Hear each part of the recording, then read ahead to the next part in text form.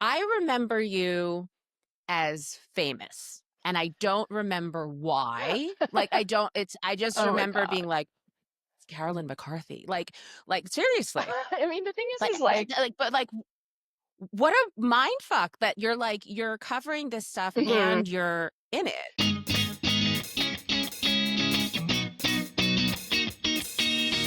Carolyn McCarthy, welcome to Like Me. Thank you. Very excited. Um, I cannot even begin. Like the questions that I have for you are so many and so varied because you not only you were not only a journalist covering the birth of social media, but you were also a participant in it Yeah, which was and so also weird. experienced the whole. Tell me Yeah. about it. Well, the thing is so to give some background, I got hired by CNET right after college. I was 21. I basically like they gave me a writing test. They handed me a press release and they told me to type up an article from it, and they had me effectively like on a timer to see how quickly I could do it. And so I did, and I got the job, which was wild. But basically where that went from there is about a year into working as just sort of like a general breaking news reporter. They assigned me to cover social media full time. And the reason why they did was because I was already getting super active on these sites. And so I had like some level of literacy of them. And I mean, I was in college when Facebook launched on college campuses, one by one. It was kind of like, oh my gosh, when's our school going to get Facebook and things like that. And I also like because pretty much every campus had its own, and this is something that's kind of been just like forgotten, is that virtually every college campus had its own set of founders trying to build their equivalent of Facebook. And so I just like, yeah, oh yeah, there was one, so I went to Princeton for undergrad, and two of my classmates were trying to build something effectively just like because we had these like online paper Facebooks. And once it became easy enough to code something, there was some group of students on pretty much every campus that was creating one.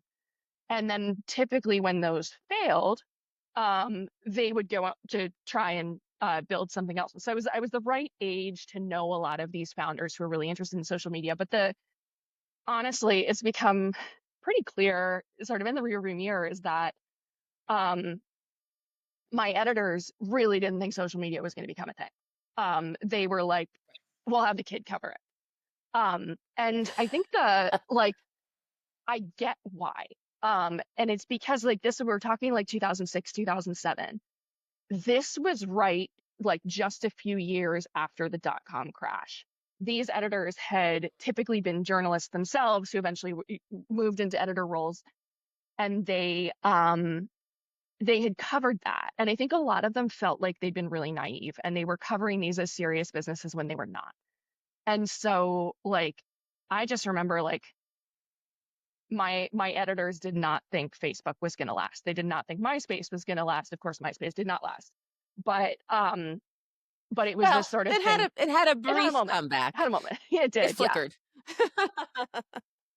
But Did you feel or know that they were giving you like a bullshit beat oh because yeah. you were the kid? Or Yeah. oh, you knew? It was this like it was very, very common with I mean the tech beats that were taken really seriously in that day were if you were covering Google, Amazon, Microsoft, or you were like covering clean tech or enterprise software or something, like social was just, I mean, I didn't entirely believe in it. I didn't know how long these companies were going to be around. Like honestly, most of the founders I covered didn't seem like geniuses. This was when Steve Jobs was still around. None of them had that kind of inspirational quality to them. And like that's okay, like you don't have to be like an epic salesperson to going up on stage to be able to build a great company, but it was the sort of thing where it definitely seemed very innocuous, and I knew that this was the sort of thing that like more senior reporters were just like, yeah, whatever, these companies aren't going to be around. And it definitely, like, I understand where that thinking came from, is because they had seen so many companies just flop and they didn't want to get fooled again. Was there a moment that you were like, no, wait, hold on, this is really serious, or did it just When build over Facebook launched its time? developer platform. Um, I believe that was in 2008 when they initially opened the platform up to developers. Everyone smart, like every young software engineer, absolutely freaked out. They hosted, and they were still really small, and they hosted like a developer meetup at some office space in New York that I don't even think was their office space because they really didn't have much of an office space. And there were just all these sort of these tech founders who I'd gradually gotten to know, because the other thing was that I lived in New York. Very few news outlets had tech reporters based in New York because it was all happening either in the Bay Area or in Boston. And so I had just by virtue of the fact that I was there, had gotten to know a lot of sort of like young upstart founders who in some cases like really couldn't figure out what they actually were going to build, but they wanted to build something. And they all show up at this, I think they called them developer garage event. And so they all show up at this developer garage event that Facebook has, and it was in this like super corporate conference room. And like I said, I don't even think it was at a Facebook office because they didn't have one. And like Zuckerberg shows up, like he's just like, Probably like at a WeWork. yeah, no, WeWork didn't even exist. There Oh were no, it didn't no, exist yet. Mm. there were definitely like there were people trying to make co-working happen, and it was the kind of thing where I remember there was a restaurant in the East Village where this one guy, the guy who ran the New York Tech meetup, tried to work with them to make it a co-working space during the day, and everyone was like, why would I co-work? It was such a different era.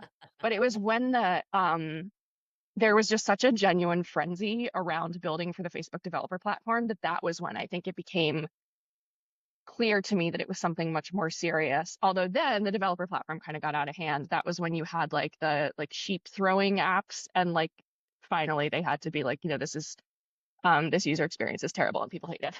So while you're covering this whole Yeah. and it was, and this was like Jack Dorsey, David Karp Oh yeah. era when they were all like just They dudes, were all just like dudes. at meetings, Yeah. just dudes. Hmm. And but you were developing your own platform at this time, and I remember you as famous. And I don't remember why. Like I just Oh my remember God. being like, Carolyn McCarthy. Like seriously. I mean, the thing Like is like, but like what a mind fuck that you're covering this stuff mhm. and you're in it. Well, that's another thing that was transitioning in the industry at the time, which is that, and I'll preface this with, I didn't go to journalism school. I didn't think I was going to get this job. But what was happening at the time was that legacy media outlets, like even CNET, which had been founded during the 90s, was seen as like legacy by this point. And there were all these like upstart blogs. And this is something I want to write something long about at some point. But there was TechCrunch, there were all the Apple fanboy blogs that they had. Like there were all these VentureBeat, like all these new outlets that were, Like Mediaite, does yeah, that fit into yeah. that Well, yeah, I category? think Like that, that? yeah, like there was, I mean, like Brian Stelter had TV News or like things like that. And Mhm. they were for the most part, with a few exceptions, like I mean, Brian obviously did have I think he was a journalism student at the time, but most of them were founded by people who weren't journalists. They were hiring people who weren't journalists. They all had like kind of, they very much, the writers' personalities became part of who, like their writing and who they were and things like that, which was like definitely really freaked out a lot of more traditional journalists. And so like CNET was Right, starting because to, like who are they yeah, yeah, that to get exactly. And attention because, and and like they this were faux getting, credibility? yeah, they were getting the traffic. There are a lot of Hmm. parallels right now to I think what you're seeing in news with like you're getting like news and journalism creators that are, they don't necessarily have editors. They don't necessarily go through fact checking processes. Like people don't know what to believe, and you're seeing that have a big influence in political news in particular, because in some cases they're accepting money from PACs and they're not disclosing it and like things like that, which I think is a whole other level. But back in like the mid to late 2000s, you were seeing all these news outlets emerge and get a lot of traffic. And so legacy media was kind of freaking out. And so Yeah. they did something that had been kind of like anathema to them before, which was like um, to let reporters have more of an opinion and a slant and a personality to make us more like bloggers because like everyone wanted to read blogs. And I was kind of hired into that. And I think that was why it was like, oh, like you should be on social media, you should have a personality, you should go on TV, like things like that. Whereas a lot of my older colleagues didn't want to do that. They were like, Well, well, it was just anathema to their training. exactly. It's like it was just kind of like a rule, like if you're the journalist, you can't become the story. And and that was the sort of thing where like when they saw someone who had more traditional journalism training become the story, like that was seen as like, oh wow, we don't do that. But things were changing, and I just happened to be like graduating and getting hired into like as things changed. And so I was definitely encouraged to have more of a personality and be more visible and have an opinion. And like when you give a 22-year-old that kind of permission, especially one who, like, I grew up in a very traditional household where drawing attention to yourself was seen as very tacky and very crass and like borderline sinful. And so I was like, oh my God, like I can post an opinion on the internet and people take me seriously. People take my opinion seriously. It was freaky, honestly. Yeah. I mean, but to the point that like I remember you as a like from those days, I remember you as a personality, not Yeah. as a writer for X, Y, and Yeah, Z that media there was outlets. definitely it was kind of the early days of that being encouraged. And the other thing was that in retrospect, it was not hard at all to get somewhat internet famous because nobody was doing it. And if you were in a major city, and you had some level of tech acumen, it didn't really have to be that much. You could build a following. There were like I remember like the early Tumblr meetups in New York. People were getting to know each other, and like there were all like um there was this one guy who ran like a random neighborhood blog. Like if you saw him at a bar, to be like, oh my God, it's that guy. Like and it was there was real community that came out of it, which was I think very meaningful. But it also like Yeah. something that people have forgotten, I think, is that if you were really active on the internet at that time and you achieved some level of internet fame, there were a lot of people who just thought you were really weird. And I think that, yeah, It was extremely weird. yeah, It well, first of all, just explaining to people like what you do, yeah, it was like 8 years before anyone understood when I tried to absolutely. explain what I did for a Yeah, living. yeah, They're like, and you're a what? yeah, And you how? yeah, And you make money how? yeah. So what was it that you think about that early internet era that attracted what kind of people did it attract and why? I mean, I think we were all looking for something, some level of fulfillment that we weren't getting in the real world. So after I left journalism, I worked for Google for a little bit, and then I started working for a kind of like mid-stage startup called Truex. And their founder, Joe Marchese, had been in the sort of like social media and app world for a long time, and he was one of the first people to talk about something that is now considered like very normal, which is that like attention is a currency just like money. And I think that psychologically, and I didn't study this. I have no degrees in this. I'm not an expert. So this is just really sort of like my borderline conspiracy theory. I think that like psychologically, getting a lot of attention can be probably triggers something similar to like getting a lot of money.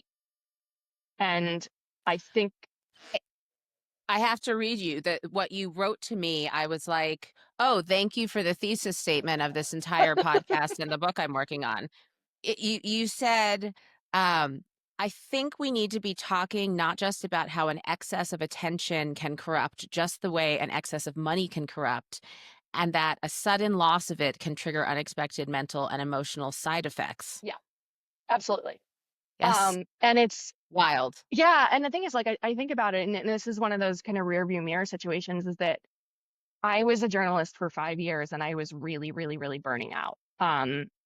You like, and I think that did come from sort of like from being in the spotlight, not having been trained how to handle that, and So I left for a content marketing job, also in part because, like, I mean, journalism is just not all that stable. And if you're not coming from large amounts of money or marrying into large amounts of money, it's sometimes just like, it can keep you up at night. Yeah, you're And writing for so, bylines. yeah.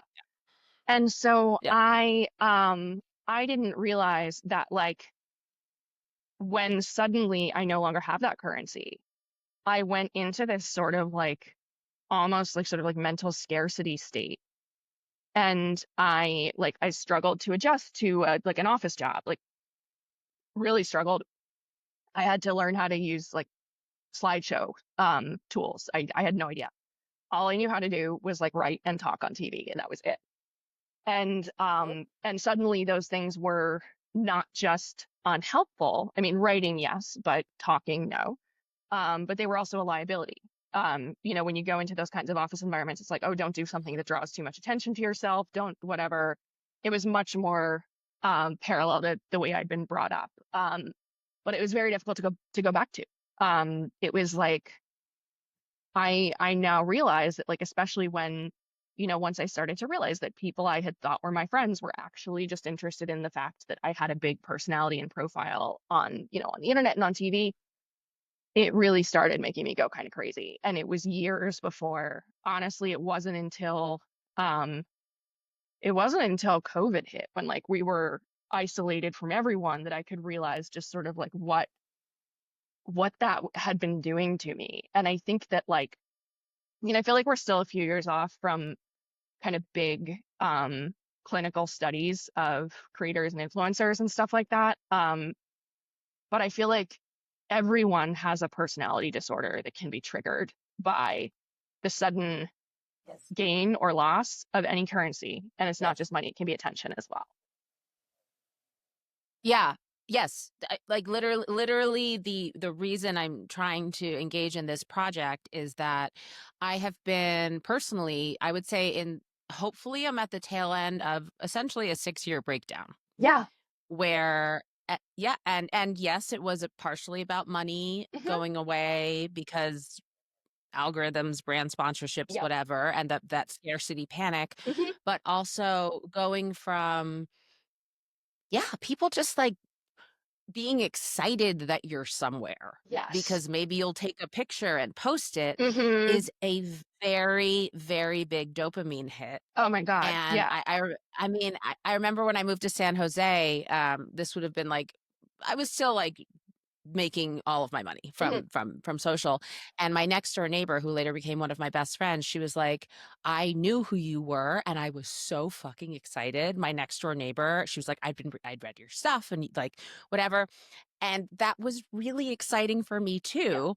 And then, cut to like 2 years later, I moved to Malibu, and when I say nobody could give two shits, I mean like nobody cares about like the Yeah. writing I've done, Yeah. and like, yeah, they just don't. But that is a necessary part of a lifestyle that involves this like cutting edge sort of. I'm still trying to wrap my mind around it too, Yeah. which is why it's so fascinating to hear you say that like it really messes with your head. Absolutely. Yeah. And I think you are starting to see in like political news, you're starting to see writers identify, like, we have members of Congress who are going crazy because they have Did you learned to. hear that on Pod Save America? Oh, I didn't actually. Should I listen to this one? There was just Okay. there was just a Oh, conversation where a member of Congress, I forget her name, she's the first trans woman, but she was talking about how it's heroin, like the yeah. virality is heroin, and these are just like dorky politicians, and all of Yeah. a sudden they go viral and get all this attention, and And then they yeah, just like and like can't these handle are it. like, honestly, these are the people who probably were like, you know, running for class president, looking for validation on. They probably had, very strict families that were pushing them to success, success, success. And suddenly it's like, yeah, like the dopamine of it. But I was reading at some point, like, there was something about somebody else who's in Congress who, according to some commentators, appears to be like having a breakdown. over the Mm. like addiction to attention. And where, like, at a certain point, where at what point do you reach it where like any attention is good attention? It doesn't matter how crazy you look. Mhm. And I think that you are absolutely starting to see that with elected officials. And I think that probably with people who are creating online as well. I think that I mean they're I'm trying to it's like I try to avoid reading too much about like total crash outs because I think that like especially when they're happening so publicly that I'm just like I'm like this the attention is just going to make their mental health worse. Like I don't even want to be following this. There was one there was a VC who allegedly or I think it is confirmed he was an early investor in OpenAI who had a very public AI psychosis meltdown on Twitter. And people were just like, "Oh my God, dude, like you have to get off your devices. You can have your breakdown, get the help you need, but like please, please, please do this in private." But I think that like some people just can't stop having it unfold publicly because that's part of the dopamine. 1000%. I mean, I like I had to I remember noticing I was like, "Oh, I haven't gotten that much attention in a couple of Yeah. weeks." But if I post some like soul exposing, truly like overshare, which debatable whether I actually was comfortable with that, I could get that Hmm. huge hit and the emails and the DMs and whatever. And I had friends say, and it was around COVID, I Hmm. had a close friend, she was like, "Stop. Hmm. Stop Yes. writing about your divorce, just stop." And it was so hard. It Hmm. was so hard because why? I mean, and did you ever get to the point where you were like displaying self-destructive Yes. behaviors with Yes. oversharing? You Yeah. did? Not really with oversharing, but with like flame replies to people that then like went viral Mhm. on their own and where like I once earned the wrath of Harry Styles fans and I once earned the wrath of crypto bros. I don't recommend either of them. But it's the kind of thing where like you start to get people like trying to contact your workplace and get you fired for like cracking a joke about Harry Styles or something like that. And that's the kind of thing where like yes, it took a few rounds of that for me to realize that like that is genuinely self-destructive behavior to not be able to stop doing that. And Yeah. I definitely had a friend talk me out of it where like I mean, not to take things to a dark place, but it once if you go viral in a way that attracts a lot of negative attention, invariably people are going to tell you to start killing yourself.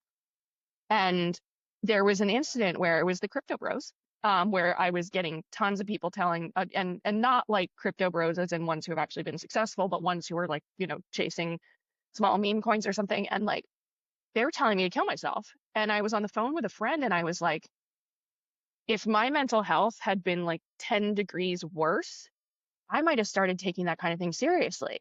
And I was just like, what have we turned this like communications platform into? And that was going back a couple years and since then I mean like I just kind of gradually almost transitioned off Twitter where I think um it's the most actively unhealthy in terms of those kinds of things and when like there yeah the you can take that like need for attention and need for an opinion and need for validation and it can take you to a very very dark place and some people just don't like they don't know how to stop. It's not necessarily that they don't know when to stop, they don't know how because it's become such a core part of them.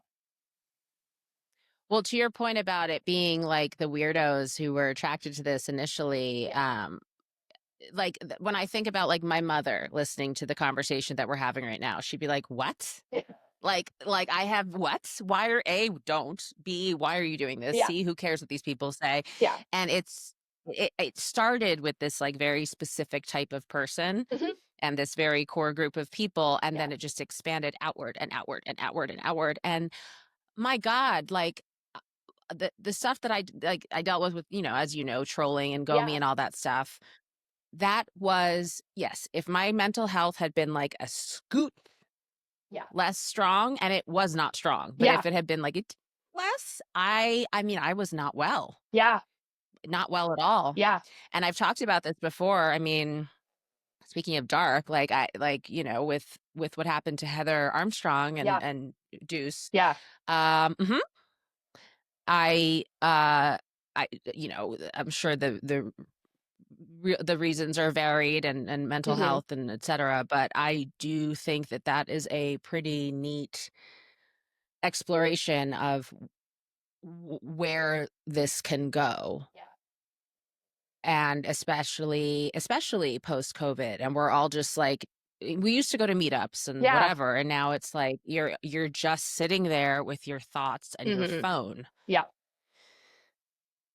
Yeah. I Oof. think that I hate to feel like I'm going into stereotypes here, but like the social internet was built by people who were in need of validation and community that they weren't getting, and like saw this sort of attention as a solace.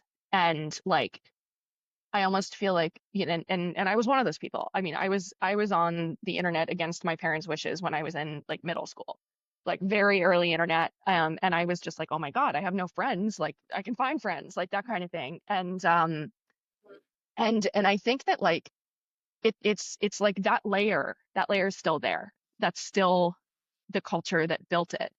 And like I know that there's so much nostalgia of these days. You see like, young people saying like, "Oh my God, the old internet, everyone was nice to each other. There were all these like wacky memes and stuff." I'm like, dude, I remember non-uglies. Like there was an entire account on LiveJournal that just told people how ugly they were. There was I all remember kinds. Hot or Not. Hot or not? Remember Yes, Hot or Not? exactly. Yeah. Yes. Ah! Yeah. There's just so and I do want to be careful to distinguish between like the actual early internet, like, Usenet, um, ARPANET, Right, 80s right. and Well, before and we're stuff like talking that. But about like like this social early media. social web, Yeah. there was like, Yeah. I think they're like that sort of like weird miasma of this having been built both in terms of people who were the builders and the people who were the early users, of people who just like were lacking something, and they were willing to go to great lengths of humiliation and self-destruction to find what they were lacking. I think that layer is still there, and I don't think we've fully accepted that it is. It's gonna be pretty wild. I give like I'd say like 5 years. What you were saying, like we're gonna start seeing these like long term analyses of like what happened to these, especially the early creators, Yeah. because there was no blueprint, no Hmm. understanding, Yeah. no like awareness of social media as addiction, Yeah. just like full Wild West Yeah. situation. Yeah. I Something that I really find interesting is how much this like the psychological reckoning of like losing visibility online Hmm. parallels to aging as a lady. Yeah. So I And have a lot of that thoughts has on been that. a double whammy. Yeah.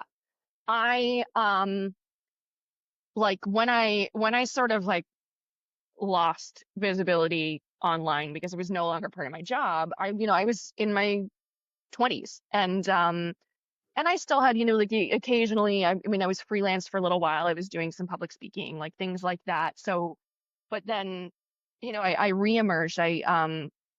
I'm now much more active, especially on Instagram these days, because I'm freelance now, and trying to build, a roster of freelance marketing work. And it's the sort of thing where like I had this Instagram following kind of left over from when I was in one of the first people on Instagram. And it's like I was like, well, it's not going to look good if I'm trying to land marketing clients if I have 25,000 followers and zero engagement. And I'm just like, I'm going back into this as a woman over 40. And I'm like, first of all, like, you can't get away with the stuff that the sort of like, here's my 9 to 5, get ready with me, like things like that. The trends are very much geared towards people where I'm just like, I can't do this. But then I also like can't do it. it's it's hard. Like content creation today is hard. Like one of the I think there are a lot of misconceptions about the early internet, but you really could get a ton of likes on a picture of avocado toast with a bad filter. Totally. Oh my Yeah. god, totally. It was just literally about showing up. Do you think that was, like, a scarcity thing? Like, there just weren't that many people, Yeah. or was it Yeah. just like, that's it? It just Yeah, wasn't it honestly, wasn't a I think it more was just there. pure. Well, and two things. One is that it was a scarcity thing, and two, the algorithms were just not sophisticated. You didn't see like shadow banning or certain things like certain tactics getting rewarded. It was basically just like you threw it all out there and people paid attention to it. I think that the Mhm. like now, if you create reels on Instagram, Instagram will send you messages about like these are your preferred times to post and like these are some tactics you can use. And I'm just like, I don't want to think about all that. I have absolutely zero bandwidth or desire to think about that. I Yeah. was reading something about, and like, I mean, I guess this is an obvious thing. I didn't realize this. People, if you like, you walk and talk while making a reel Yeah. and talk something, or you're in a car and Hmm. it's moving behind you, that's like exponentially more engagement. And just returning to the like being in my 40s and like experiencing, I don't want to. Yeah. I don't want to. Yeah. I like don't always like how I look. Hmm. I just whatever. I'm too vain. Like, Yeah. and kids just do that. They just Yeah. throw it all out. And my anxiety about like a photo or a video is Hmm. too high. And it's like, and it's just all of that happening at the same time has been really emotionally challenging. Yeah. Yeah. I definitely think that being in a social media environment that worships youth is, I mean, obviously it's easy when you're young. And there's a whole like um there are corners of Instagram that I recently started following a skincare and beauty creator who is in her late 40s and that's her whole thing and that's what she talks about. And I'm like, first of all, I love her content, but it feels like if you're over 40 and you're on Instagram, and I'm not on TikTok. I just like I can't have another platform in my life. Me neither. If you're over No, 40 I and you're on tapped out Inst at Vine. yeah. Um, Can't. but I feel like if you're over 40 and you're on Instagram, your entire personality and your entire brand has to be about being perimenopausal and middle-aged and, you know, past your prime. And I'm like, I don't want that to be my whole personality. No, or it has to be, Yeah. look at me, I'm in my 40s and I'm still sexy and can still Mhm. whatever. It's all about, yes, like the foundational element is over 40 and Yep. that is your personality now. Yep. And that's kind of like you know, not just like sure, maybe I could talk about that and get more attention, but do I want to do that? Do I want to follow the algorithm and what it's telling me to be like? No. Um, and I'm not for the most part making money off of social media. I do some like UGC brand things, like that's my, coffee and pizza money. It's not a big income stream, so I can make that call. But I think about like, and to go back to, talking about the, mental health effects of people who are full-time creators, like think about the ones who are turning 40 now and how and the ones who are doing this full time and they are relying on brands and like, how's that going to evolve? What's that going to, is it going to change? Is it going to not change? Like things like that. Well, I can actually tell you very specifically how it evolves because Mhm. I personally experienced it. You're doing DKNY, you're doing Sephora, you're doing like Yeah. SK2 or whatever, and then you start getting toilet paper brands, Metamucil, Rogaine for women, and Yep. you're like, whoa, I'm like 35 and I'm writing about colon cleanses. Oh my God. Sure, because it's not only about attention and visibility, it's like it's money. Yeah. It's your Yeah. livelihood and your Mhm. income. And then it goes the fuck away. Yep. Unless I guess you pivot and start leaning into the content that the algorithm is telling you to do, which you might not want to do that Right. or be able to or Yeah. whatever. Yeah. And I find that like really really bananas, and that's why it's just been so fascinating talking to women who have experienced that trajectory and are Yeah. just like I think it hits you harder. Like you can understand it and it still hits you really hard. And also, I didn't understand it until very recently. I didn't know what was going on. Yeah. Like, why?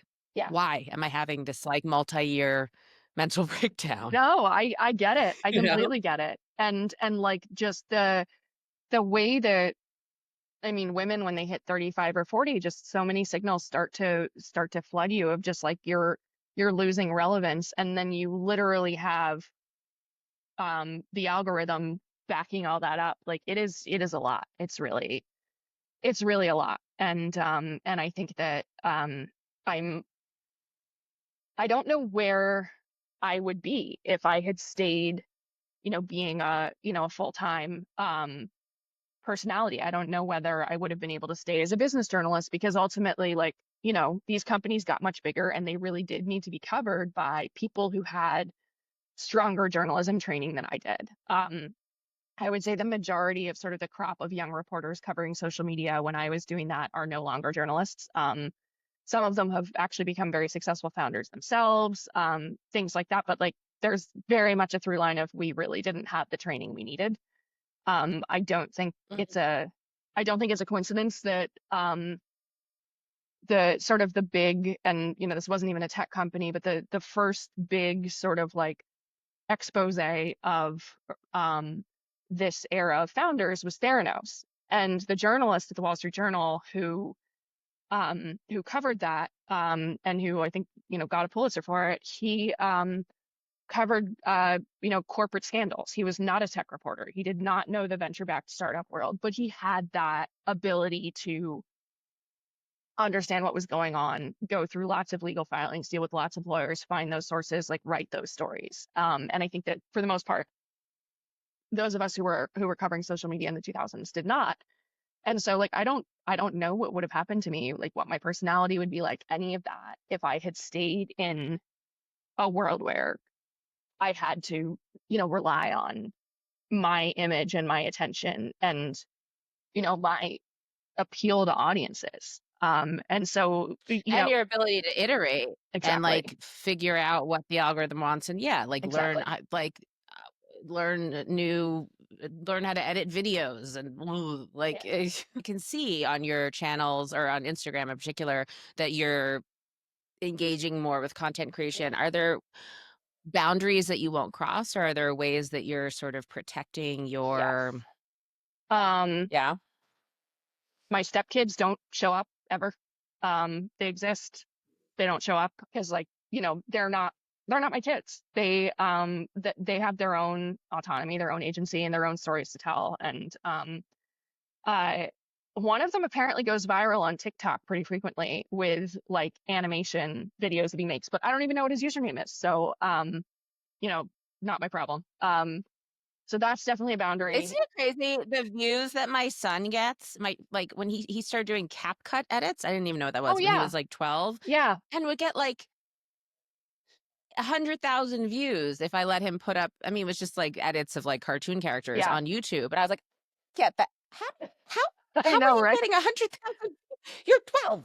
I do still have like that caution about, like, I don't go around like trashing people or companies from my past for the most part. Um I'll drop hints, but I think that like there's definitely one of the things that the algorithms do like is sort of like, you know, the working world and the future of work. And I think that it's very, there is a lot of relevance, as someone who has, been in the working world for 20 years, to post about that kind of thing. But I definitely, like, there are lines I won't cross, because, like, I mean, I am um definitely still looking for sustainable client work and things like that, and I just don't, um I'm for sure careful about that. My partner is also, he's a university administrator, and I don't want to get him in trouble either. So my thoughts on higher ed tend to stay out of things because it's like it's just um too easy to go down a rabbit hole. And then the other thing is that and some people I know kind of hate me for this, is that I don't share political opinions unless it's something where I truly know I am an expert. And part of that is, Mm. first of all, like on just from like a personal safety standpoint, like those are the kinds of opinions that are most likely to get you, targeted and potentially doxxed. And like that has happened to me. And now that I live in a house with kids who are not my own, I think it is the right thing both for them and for, their mom who does not live here, that I not potentially draw negative and potentially dangerous attention in a way that, I did have my address posted online once at a previous address, and to, leave that out of it. But the other thing is that like I think that politics on short form social media have just gotten invariably toxic, and it's difficult to have an in-depth conversation. And so I will sometimes talk, actually pretty frequently talk about tech policy, about media literacy, about misinformation, but there are all kinds of issues, all kinds of stuff about candidates, things like that, that I just don't weigh in on because I'm like, I'm not an expert, and it should be okay to say you're not an expert. And I also know that when I used to post about politics a lot, that was when my mental health was at its worst. And so that's just like, that's something that I do for my own psychological safety. Yeah, what happened to just being like like I have an opinion, but I with when Israel and Gaza were Mhm. uh like all over everything. Yeah. Yeah, like if you post about one, it's like, why aren't you posting about? And I was like, I don't I you know what, I'm not, like, if there's one thing in this life that I'm not, it's an expert on the Middle East. Right. Right. So I just I like empathy, but this is not the platform that you Yeah. go to for this Yeah. information. It's just not, and that Yeah. would be Because so deeply irresponsible. if you start posting about one hot button issue and you have a track record of posting about it, people are going to ask you, why didn't you post about this? Why didn't you post about this? This is important too. And like sometimes you genuinely do not know enough to be comfortable forming an opinion. And I think that should be okay. So, And yet, there yeah, is that huge temptation because guess what? If you do post about it, people care. You get attention.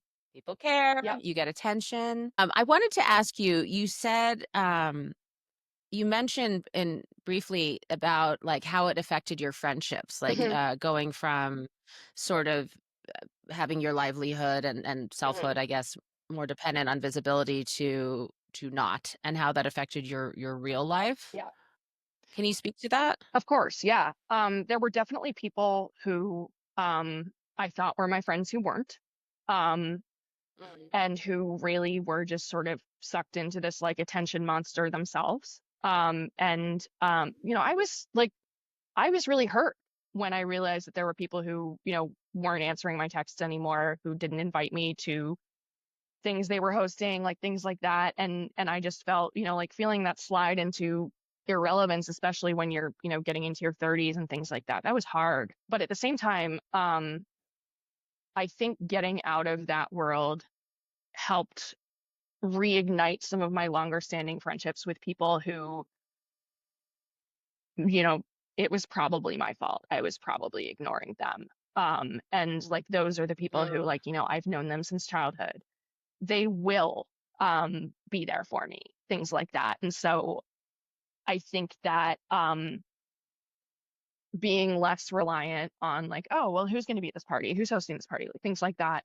Being less reliant on sort of like name brand value and attention and things like that, actually helped me realize that there were friendships that I perhaps had not been cultivating that were the ones that would last. And that's been, over the past, decade, has been very rewarding to reconnect with people who genuinely do mean a lot to me. And I think, sometimes I was too caught up in my own head. I was like, oh, but I got to go to this. This is work related. I was overscheduled all the time and things like that. But then also, I think that, if you see someone that you have known for years, like become an influencer, get a huge personality, like things like that. Maybe you don't want to reach out to that person. Maybe you think that they've turned into something different, perhaps Yeah. irredeemable. And I absolutely think there were people in my life who thought that about me. Or maybe people just, I mean, there were definitely people in my life who were like, I, and you know what? Actually, nobody ever said this. They just disappeared. The people who Yep, were like, I don't want to be photographed at yep, your barbecue yep, yeah, exactly. and put on the internet. And I Yep. was like, but it's fine. It had to. I had And I had boyfriends dump in me over it. retrospect, I'm like, hello. Yeah, Oh, yeah, of course. Well, since being single, like well, not so much anymore because I don't really do it. But when I first became single, definitely I heard that from people like, whoa, yeah, if I break up with you, you're going to like fuck up my Google results. And I was yeah. like, maybe.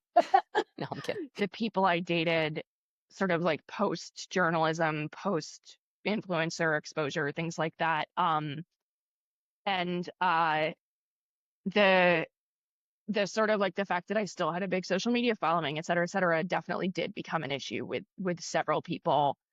Um, I usually did not share their full names, and like because I was no longer, Hmm. creating content full time or being a journalist and having people actually follow what I did. Like, I mean, nobody cared that I wasn't sharing their names, but it did become an issue in several breakups where it was like, And oh, but like, some want you to share their names, and yeah, yeah, exactly.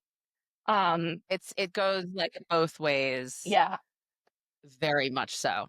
Do you think that you would, if you like went back to your 2007 22-year-old self, yeah, A, what would you say? And B, would you have done anything different? yeah. I think first of all, I would have told myself, don't get so caught up in all of this attention that you're getting because it's only because you have a big megaphone effectively that it's not actually there. There are a lot of people in your life who are acting like they like you more than they do. If I'd wanted to stay a journalist, and I don't know if I would have. And the reason why is that, like, being a journalist in kind of that early age of social media and attention, like there's a lot of things that are I think kind of table stakes now that were not then. Like if you are a reporter for a decently mainstream media outlet, and if you get a stalker, your company's legal Mm. department will support you. That was unheard of back in the day. And I actually did have a stalker. And I was too embarrassed to even tell my editor about it because I thought it was my fault. And that's like, a whole lot to unpack there about my childhood and how I was raised and things like that. But it's the kind of thing where, like, Mhm. those sorts of things, like, being a journalist today, you have more support and more protection. I think that there's a lot that I I think journalist mental health is taken more seriously. My friends who are still doing that kind of work talk about how they are actually, like, if they report on a story that is potentially, like, PTSD inducing, they get the resources that they need. Whereas I don't think that was really the case back then at all. Yeah. No. No. I'm very glad that there are those sorts of things being talked about and that are happening now. But if I were to go back to, 2007, 2008, I don't think any of that was sufficient to, make me ultimately want to keep doing what I was doing. So, ultimately, I do think, as much as I'm like, damn it, I used to get invited to so many good parties and, like, whatever, like that, like I think I made the right choice. Same, same. Where can people find you now? Aside Um, from on your wonderful well, Instagram, thank which you. I enjoy very Yeah. much. So I mean, that's probably the best place. Dabbling a little bit in Threads, which is interesting because you can kind of get a lot of attention out of nowhere. Because I wired interview with Taylor Lorenz, and she was just like, Threads is terrible. It's full of people just, like, saying completely untrue things and getting nonstop validation for it. And I click around and I'm like, yep, she's right. Great. Yeah, Well, there's good. I mean, I gave up Twitter many years ago, so I will also similarly avoid Threads. I think that was one of the things that doomed Clubhouse. back in like 2021 or something, is that like people were just saying things that were completely false to get attention. And eventually, people tuned out. Which I think is actually makes me a little bit optimistic in terms of our tolerance for bullshit on the internet. This is very insightful, and I feel seen. And Thank you. So do I. and it's really fascinating to hear about your trajectory, and I'm so excited to see where you go next, And you whether too. I see it or not. Maybe it'll be offline. It might be. I don't know. Imagine.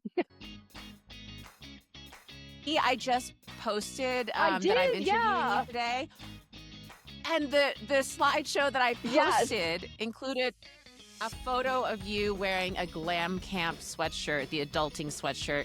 I think I might still have that. I still have one, and Yeah. my son took it, and he wears it. Oh my God, that's hilarious. Yeah, I might still have it. At some point, it's going to be like a vintage collector item. So.